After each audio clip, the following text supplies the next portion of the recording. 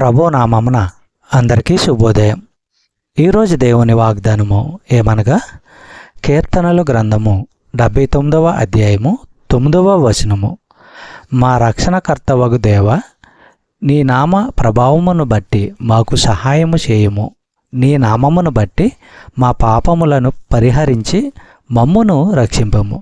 సహోదరులారా, భక్తిపరులైన ప్రజలు తాపత్రయపడేది కేవలము దేవుని కోపము నుంచి తప్పించుకొని ఆయన జాలి కరుణ పొందాలని కాదు, ఆయన పేరుకు మహిమ కలగాలన్నది కూడా వారి హృదయాభిలాష.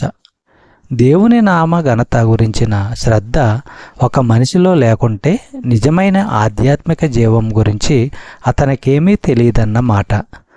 కీర్తనల గ్రంథము 57వ అధ్యాయము 5వ వచనము మనము పరిశీలించినట్లయితే, దేవ, ఆకాశము కంటే అత్యున్నతుడువగా నిన్ను కనపరుచుకొనుము, నీ ప్రభావము సర్వభూమి మీద కనబడనిమ్ము. సహోదరులారా, ఇంతకన్నా గొప్ప ప్రార్థన ఉండదు. వ్యక్తిగత సంరక్షణ కంటే మరింత ఉన్నతమైన ఉద్దేశము ఈ ప్రార్థనలు వెల్లడి అవుతుంది. కష్టాల ఊబిలో చిక్కుకొని ఉన్నప్పుడు కూడా దేవునికి మహిమ ఘనతలు కలగాలని దావీదు కోరాడు. చెప్పబడిన వాగ్దానము దేవుడు దీవించి ఆశీర్వదించును గాక. ఆమేన్.